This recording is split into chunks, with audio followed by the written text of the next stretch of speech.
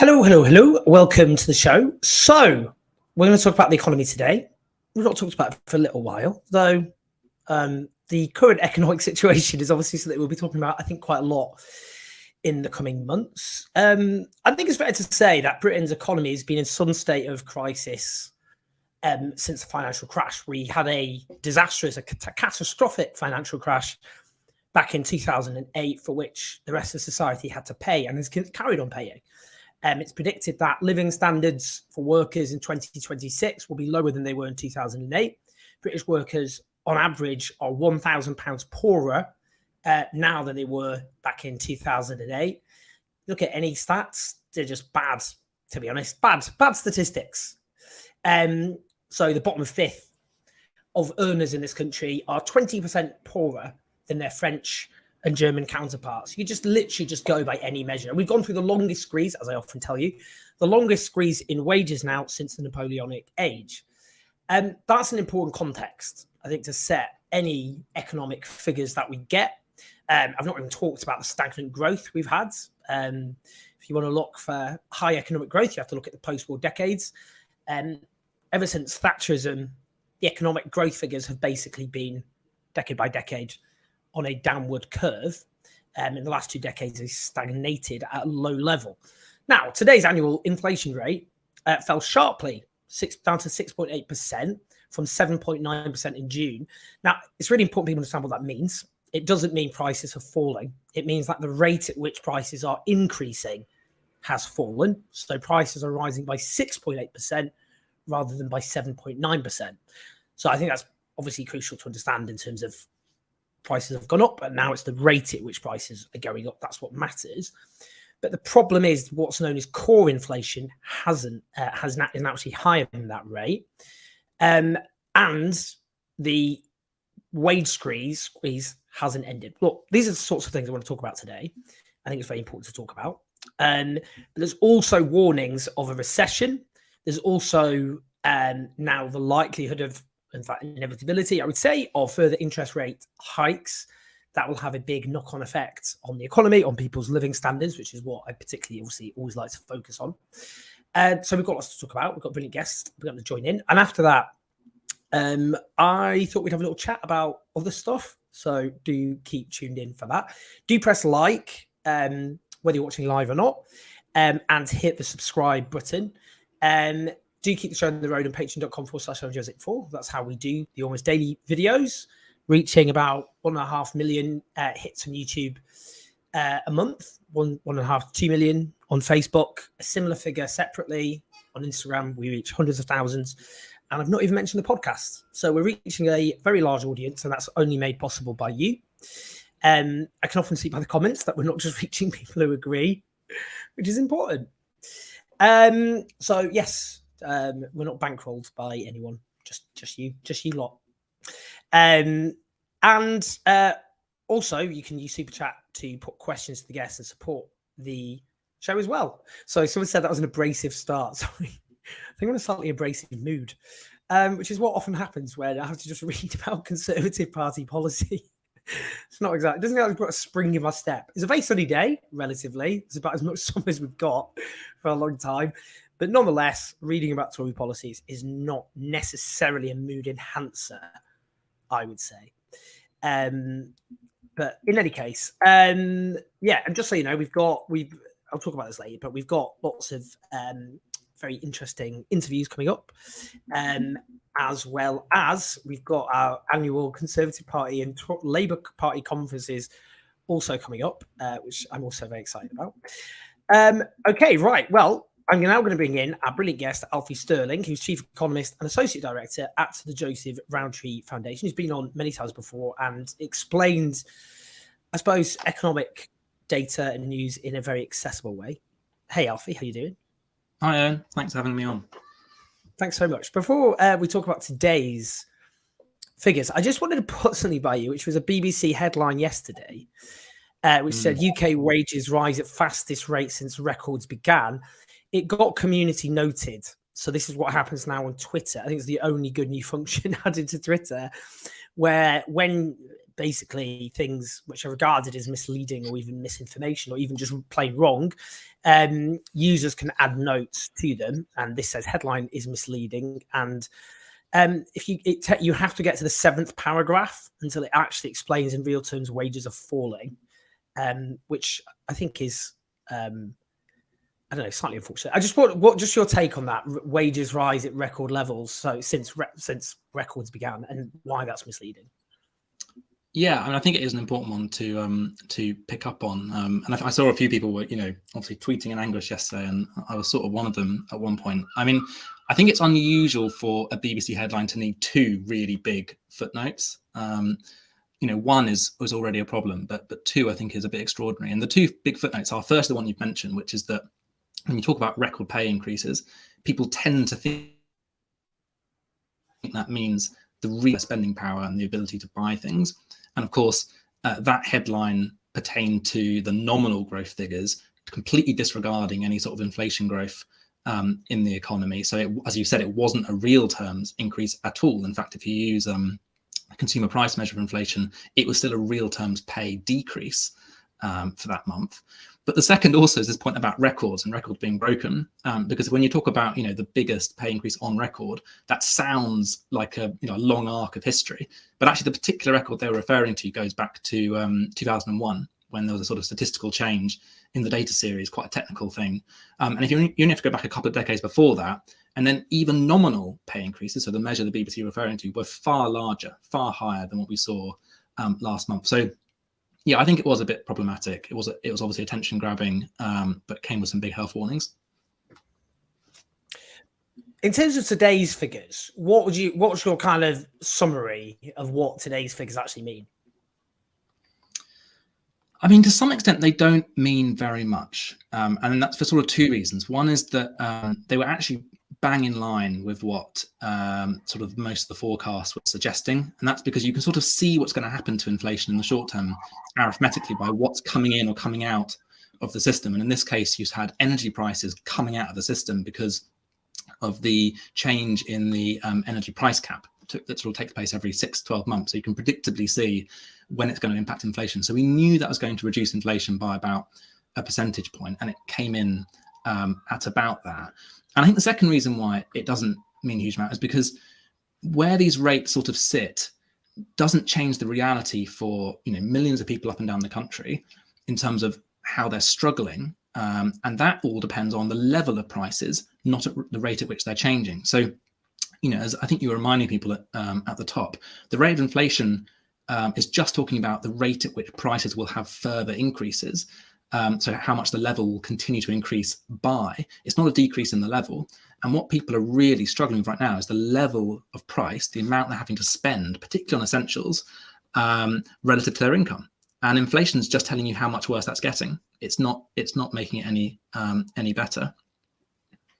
I'm interested in the differential impacts. I've just got a little clip here, which is from Professor Jonathan Portes, who I've interviewed many times before, who's speaking on Sky News. And just want your thoughts on this.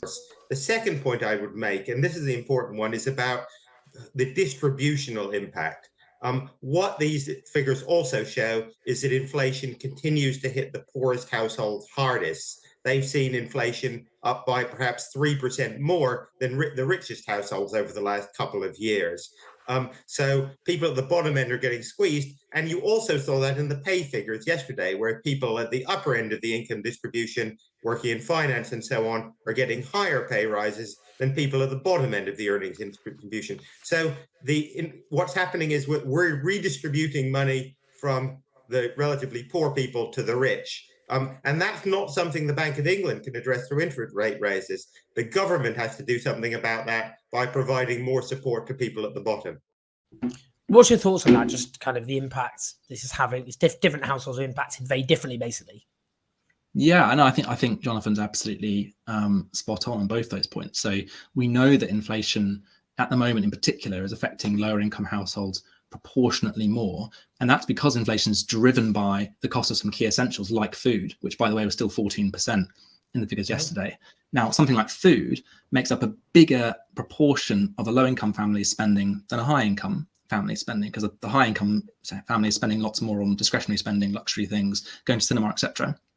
And that means that a lower income family gets hit harder by a rise in food prices, and it's hitting them disproportionately hard. And he's right as well about pay. We're now seeing a real sort of, if you like, divided and polarized labour market in terms of pay. You're seeing professional services, finance, etc., seeing pay settlements on average that are well above the rate of inflation. And then if you look at hospitality, retail, the sectors that tend to have lower earnings on average, the pay settlements are far below inflation. So he's right on both those points, and he's right that the Bank of England can't do much to address that, and in fact can make things worse through interest rates alone. When we talk about core inflation, by the way, just to kind of unpack that, and why the figures about core inflation, why are they concerning people where they're at? I think this is actually a really important point, and it perhaps gets a little technical, but I think it's worth bearing with it because I do think it's incredibly important. So the thing that economists really care about is the extent to which inflation is being generated domestically, and the reason why that's important is because interest rates can only work by suppressing the domestic sort of momentum in the economy, reducing spending by making the cost of money more expensive.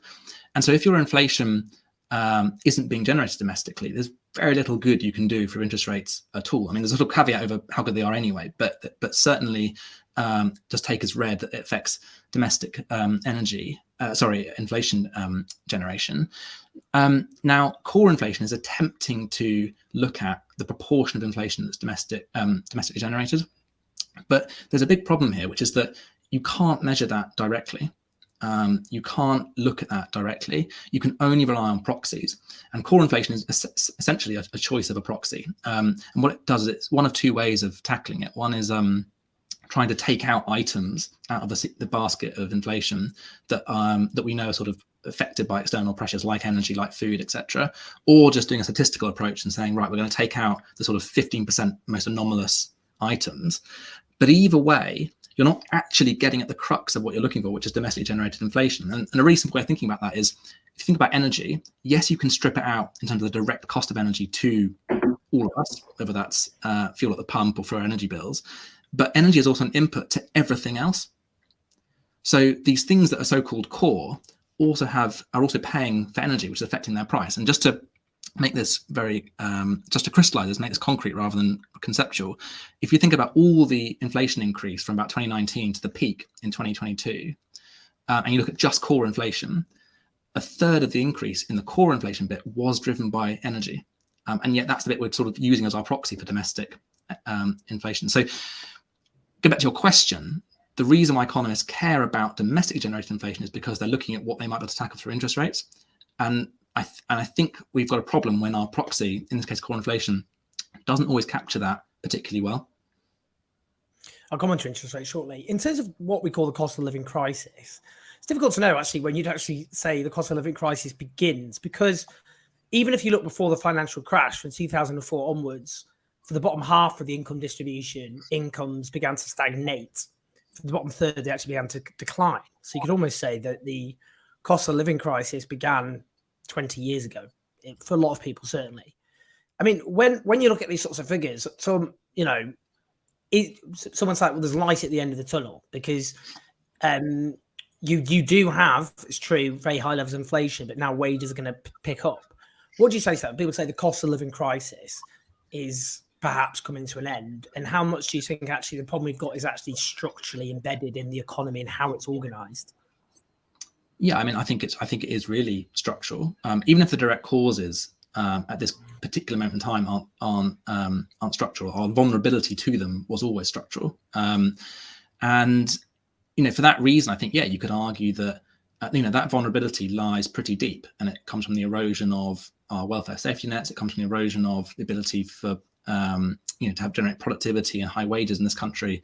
It's the erosion of public services in the public realm and the ability of that to be an effective safety net. But also, I think this point that a cost of living crisis always has two elements. One element is rising prices, but the other is what's happening to incomes. And it only becomes a crisis when prices exceed incomes. So you can't just look at prices alone and sort of then say, right, we're in a crisis or not. You've got to look at incomes. And we've seen those, as you said, in terms of earnings and in terms of the cash safety nets, suppressed and cut back in real terms now for the best part of a decade and a half. In terms of, FSM the dog says this busts the myth of wages causing inflation, and obviously you often hear from the government, from support newspapers, the idea of a wage price spiral, but also from the Bank of England. What's your thoughts on the idea of a wage price spiral and that being what's driving or pushing up inflation?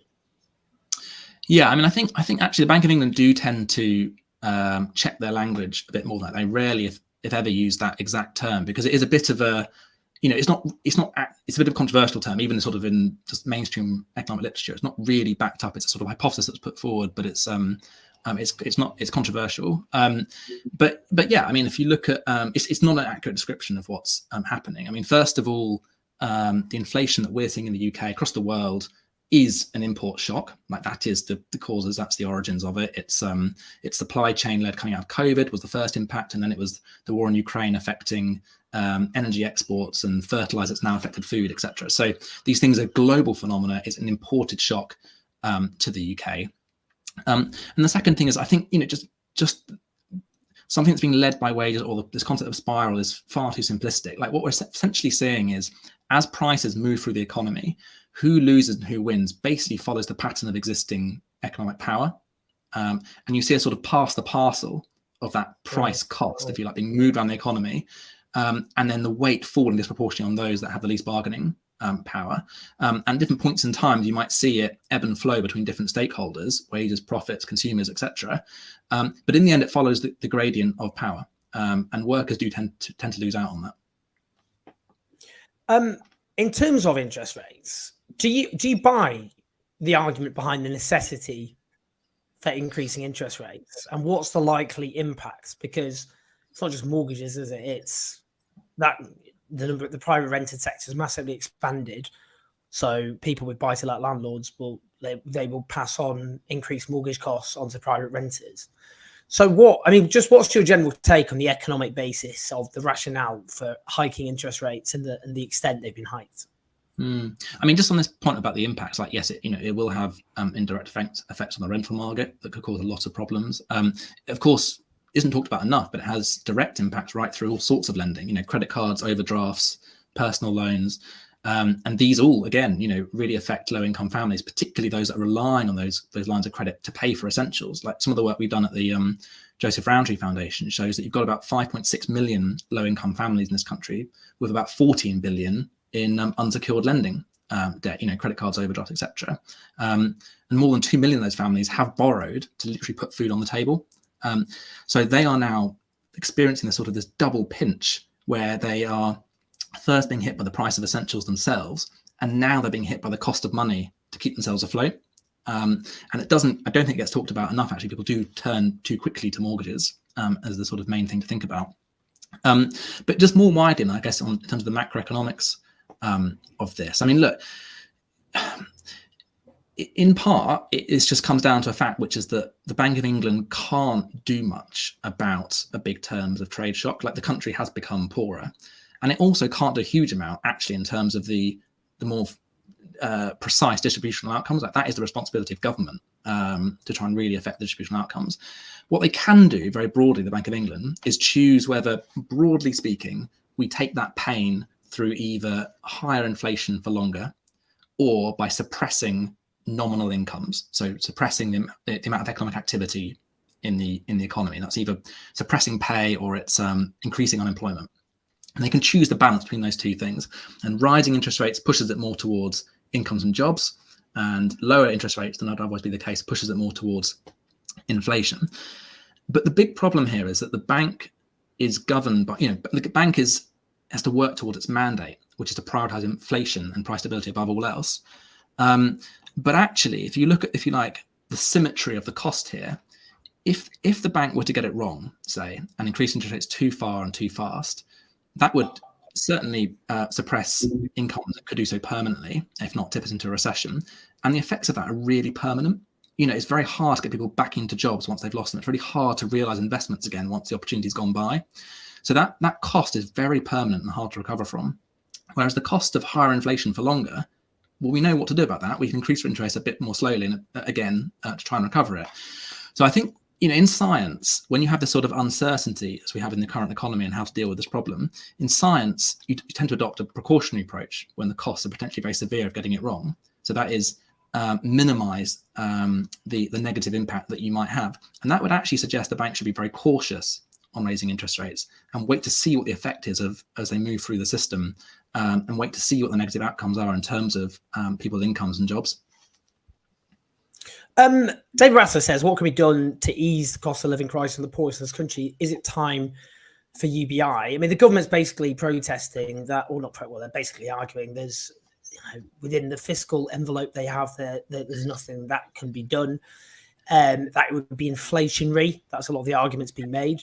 It's just quite notable. I mean, Spain is an example where the Spanish government did reduce inflation by various economic interventionist measures. I just thought, what's your take on the kind of defeatist shrugging of shoulders from the government when it comes to a cost of living crisis? Yeah, I mean, I think there are two different points there. I think there's the point about what can government do to relieve some of the distributional outcomes, and then there's the point about what can government do to try and tackle inflation directly. And on the former, I mean, I think it's utterly uncontroversial. Government can and should do a lot, and in the UK, it can and should be doing a lot more than it's currently doing. I mean, I think pointing a finger at the income safety net, the social security system, is the right place to start. Actually, whether it's a UBI or something else, I think the key point here is adequacy. So the people that need that safety net most, are they getting enough from it? And the problem is at the moment is that even if you take a really conservative estimate about the cost of essentials in this country, the main rate of universal credit is tens of pounds short a week of just affording those essentials. So I think the first thing to do is to restore that safety net to something that is just reasonable and common sense, and boosting that income safety net. On the point about tackling inflation directly and the question of Spain, I mean, it is a really interesting example, and it does show, when a lot of economists have argued this, and you've seen it in history as well, that governments can do a lot to tackle inflation directly and in a very progressive way, whether that's sort of price caps, caps on rent, taxing excess profits, etc.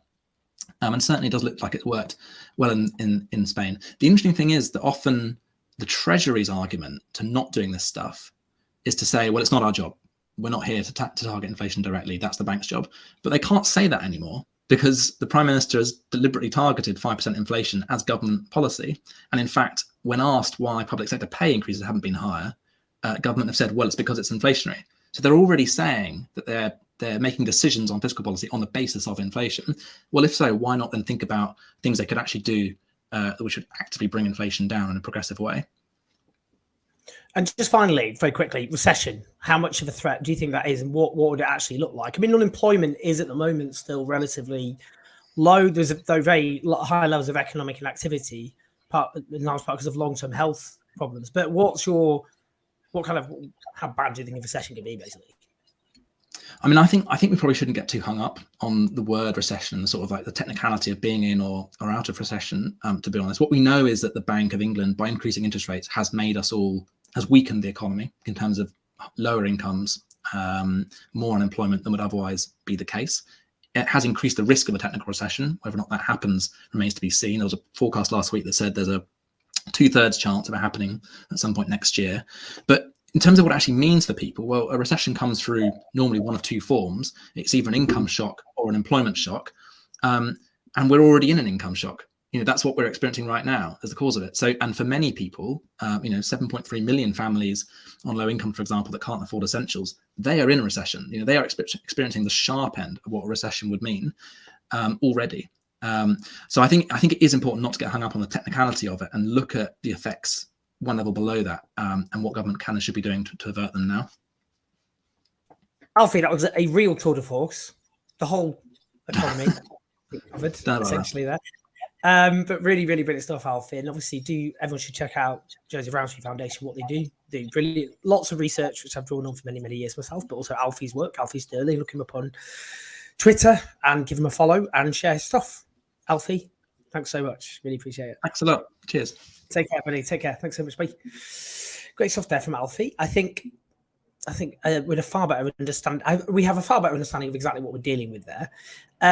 This is interesting. Yes, someone says very fitting. Have either of you heard of Donut Economics by Kate Raworth, Anti-Growth, Pro-Mutual Flourishing?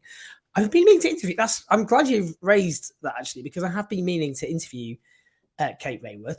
Actually, the sister of Sophie Raworth, the BBC presenter. Would you believe? I mean, they're obviously completely different people, but I didn't actually realise that myself until relatively recently, so I was surprised. But anyway, yes, Kate Raworth.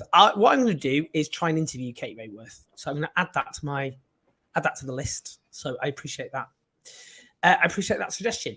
What are we going to talk about? Let's just keep talking.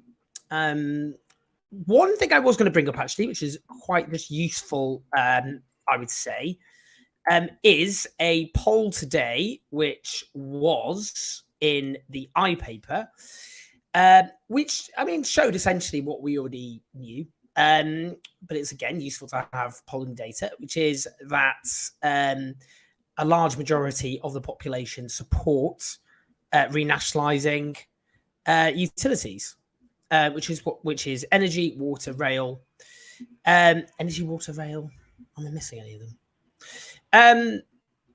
We Own It. I was going to try and get someone from We Own It, who are the brilliant public ownership think tank. We've had them on before to discuss these sorts of polling, but we didn't get them in with short notice. I had to look after my cat. My cat Kit is ill at the moment. He's lost quite a lot of weight, which is not great. So we're having to force feed him. Anyway, but what the polling showed is that a majority of voters support public ownership, including Conservatives. I think the tragedy is that is now no longer represented in mainstream politics. There was a short period where those views were. People might go, well, that wasn't enough to win an election. Aware of that, 40% did vote for that prospectus back, obviously, in 2017. And that was the first time Labour put on seats since 1997. So it was a step in the right direction, wasn't it? Compared to always getting 42%. And I would say public ownership and the promise to publicly own, to renationalise utilities was core to Labour's surge. Obviously, there were other things which happened, which dented Labour support severely by 2019, but it wasn't public ownership. But I think this just underlines the lived reality of privatisation, which is the catastrophic failure that it represents. And I just don't think it's sunk in enough. Well, it hasn't, because much of the media supports privatisation. Most of it does, which just shows how you have a media ecosystem completely out of sync with public opinion on so many core issues. Because it is a horrendous embarrassment for the entire neoliberal experiment, which was that if we privatise things, these utilities, it will improve service and lower costs and be more efficient. And on all those measures, it failed catastrophically. And, you know, one of the things that I did want to talk about partly was how what's happening to this country is it's almost going through, it's undeveloping, you know, it's going backwards in terms of its economic and social development, quite obviously.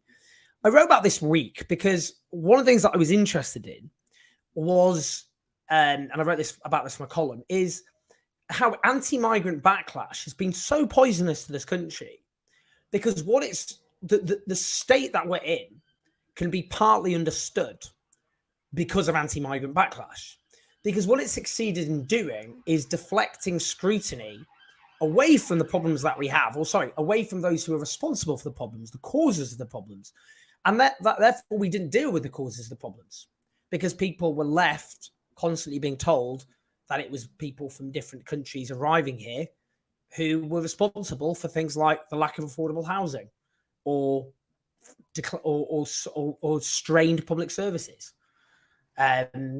or falling wages, or a lack of secure jobs, or bad infrastructure. I mean, you know, they just got scapegoated, and that meant we didn't actually fix those problems, and they were allowed to get worse by governments which were, through their policies, made all those problems worse.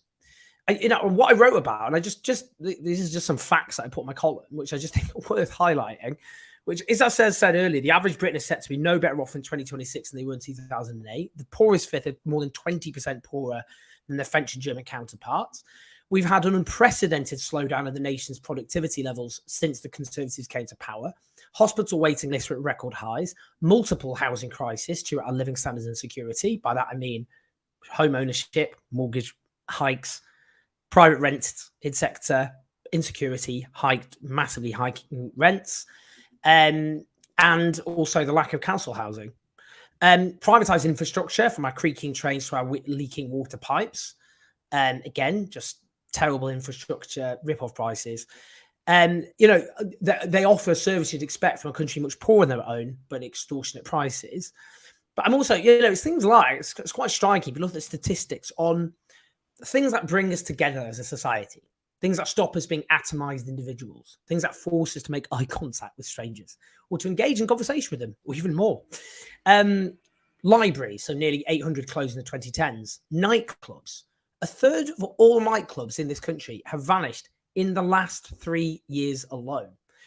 And you can mention pub closures, you can throw that in. Town centres becoming deserts of shuttered windows, pound shops, and US candy stores. Now, I think it's very striking. There's so many other statistics you could look at just in terms of our decline, the decline of this country. I've not even mentioned potholes. I think potholes, people laugh about them or make them seem kind of ridiculous. Cycling around London, I don't think potholes are some sort of irrelevance. I know people have been injured because of potholes. But, it's kind of literally illustrative of a country that is crumbling, isn't it? And I just think, we've had now 13 years of a Conservative government which implemented cuts and austerity. And we've had now over 4 decades of Thatcherism. And it has left this country as an increasingly poor country with a few rich areas and rich people in it. And that is the tragedy, the British tragedy. It is a story of decline and stagnation. When historians look at this period, when they look back at what we've lived through, they will, I think, look at this as a period of decline, stagnation, and decay. That we are falling back into, it's undeveloping. That's what's happening to this country.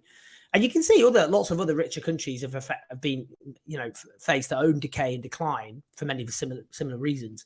Britain's been particularly acute, and that's no coincidence that we embarked on Thatcherism, neoliberalism, the so-called free market experiment, whatever you want to call it.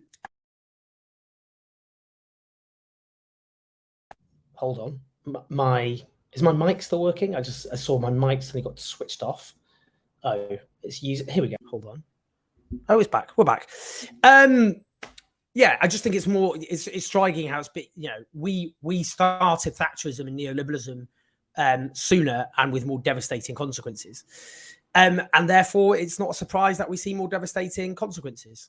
I can see some comments here. Rachel Atwood, Michael Walker must be devastated by the lack of banking nightclubs. It's funny actually. Michael Walker, who obviously from Navarra, who I spend is a very very good friend of mine. We do actually, to be honest, he's calmed down a lot compared to maybe myself, even though I'm a geriatric millennial. But we do like to party. Otherwise we go mad, probably, if I'm honest. Yeah, I mean, as FSM the dog points out, the sick man of Europe. Yeah, I mean, that's how we described in the 1970s, and that was used to justify Thatcherism. But now look at us.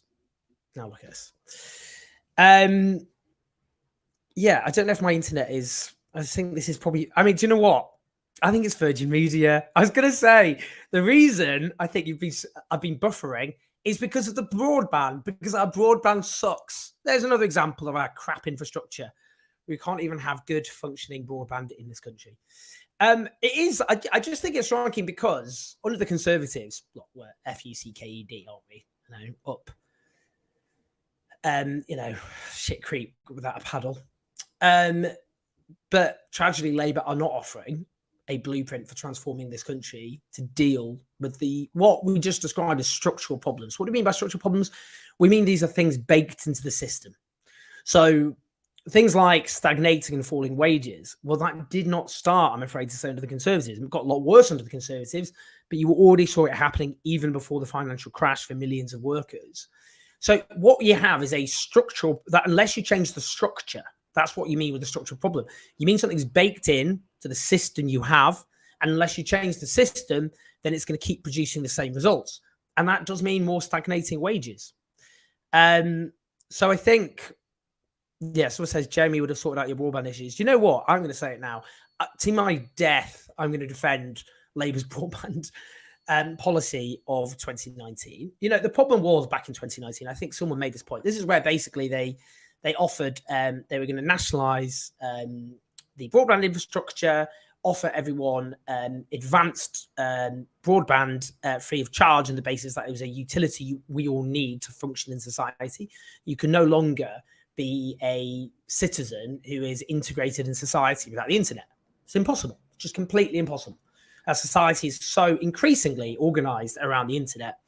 And the point they made was it was actually, you could argue it was very good for particularly local businesses, let alone ordinary citizens, because in many areas, they had bad broadband, and that had a devastating impact on their local businesses.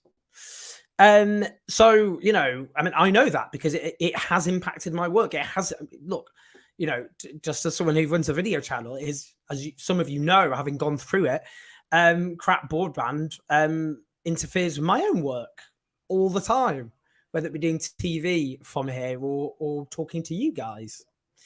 And obviously it suffers, you know, a lot of others suffer far, far worse. So I just think, you know, that policy actually would have brought us kicking and screaming in the 21st century. And I will defend it to my grave because it was a good policy. The problem was, as I think people at the top of the Corbyn project would concede, is the problem is what they should have done is laid the foundations for it a lot earlier. Because I think a lot of people came out of nowhere. They're, what, hello, what? Because what Labour are trying to do is repeat the 2017 trick of not making it a Brexit election, and making it about other issues. And they thought, let's just keep throwing policies in. And it actually people felt overwhelmed. It's too much. And then they stopped thinking it was believable.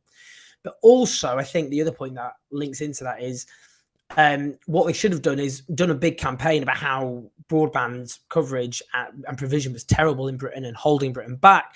And then when they introduced a policy on it, it would have responded to something which had already been flagged up. Kite flying, they call that, or laying the foundations, whatever you want to call it. But anyway, I usually support it. It's just an example of how we need to update our infrastructure. David Barrett, our country seems to be following Russia's example, is becoming a kleptocracy with media barons and the right cheering it on. Well, yeah, David, I mean, to be honest, yeah, I mean, we're not, as you're saying, well, I don't think you'll say this, we're not where Russia is now, but you can see echoes of, you know, the danger of having a so-called managed democracy where you get media outlets which de facto, cheer on the government, where you get, you know, well-connected business people, well-connected to the ruling party, getting state bungs. So, you know, I mean, you can draw parallels. Repressive legislation, like the policing bill, crackdowns and demonstrations. Look, I'm not going to say where Russia is. Russia's an outright dictatorship, which abuses human rights on a colossal scale, as well as obviously, conducting an illegal invasion. And this country would never conduct an illegal invasion. So that's, firstly, let's make sure we don't make that comparison. But, you know, you can just see the decline of democracy in places like Britain, and right-wing populism has played its role in that, because what right-wing populism does is it seeks to, attack the substance of democracy. So you keep the trappings of it, but you wage war on opponents, make them the enemy within, wage war in civil society. Anyway, I think that's an important point. Everyone's saying Iraq war. I was taking the piss, guys. I know we invaded Iraq and it was illegal. That was the point I was making. Sorry. I should have made that clearer. Sorry. Lying sarcasm. Sorry about that. We did invade Iraq and it was illegal. That was the point I was making. But I'm sorry. I've been obviously too deadpan there. I will learn from that. Okay, so I think I'm going to go because I do have to do some more work. I am working on a very important story on Labour. So this is the way is this live, very funny.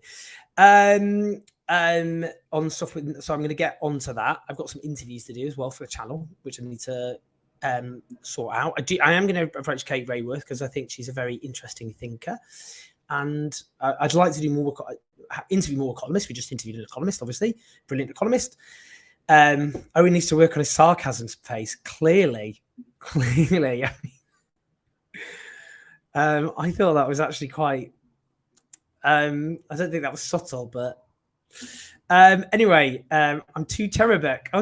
Rachel. I'll take that. At the age of 39, which I turned last week, devastatingly, I used to hate being called cherubic. I used to hate being told I looked young, but I'll take what I can now, to be honest with you.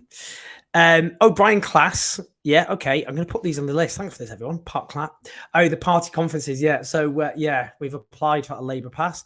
I wonder if Labour's still going to give me a pass. I mean, at some point, do you know what? I still have a Labour Party membership. And we'll see if my telling the truth about the Labour leadership and just saying facts about them and do my job.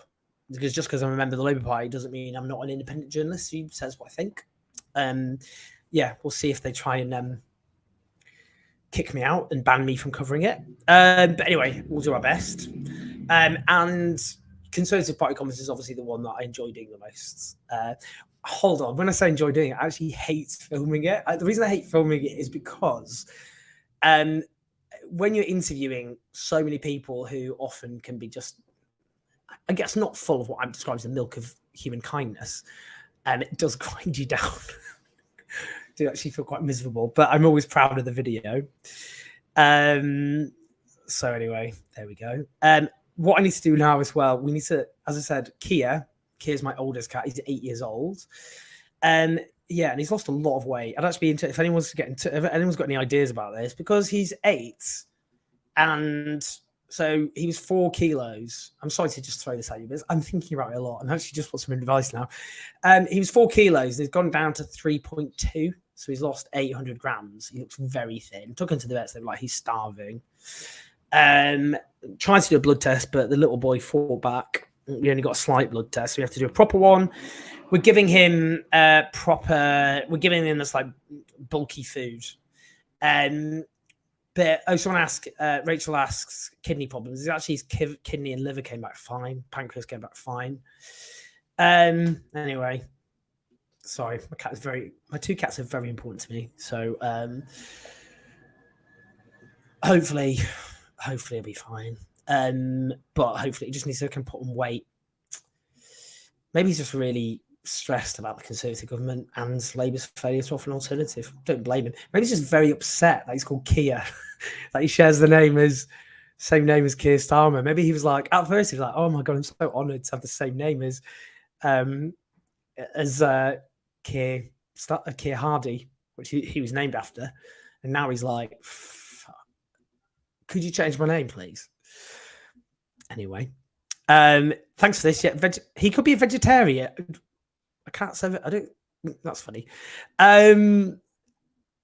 So, David Bratter says his cat, Nan's cat, had similar issues. Put steroids, worms. I guess so. He's an indoor cat. Can indoor cat gets worms? Maybe they can. Anyway, I've bored you enough for this. We'll be back. Bear in mind as well, I always forget to say, all the videos I put also put on Facebook, as well as YouTube and the podcast. So do listen to us wherever or watch us wherever. That's enough now. I'm going to go and feed the cat, or try to. Lots of love. Take care, everyone, and I will speak to you in a bit. No, actually, I'm not going to do that. I just got told off. What I'm going to do is thank FSM as the dog, very fitting, David Bowetter, UK Subversion, for your comments, and to also once again thank the guests. Sorry, that was a false ending, but I got told off. All right, lots of love, everyone, and don't forget to press like. Sorry, press like now, and subscribe. Why are you subscribed? Blimey, that was rude. Press subscribe. All right, that's enough for me. Should we start again?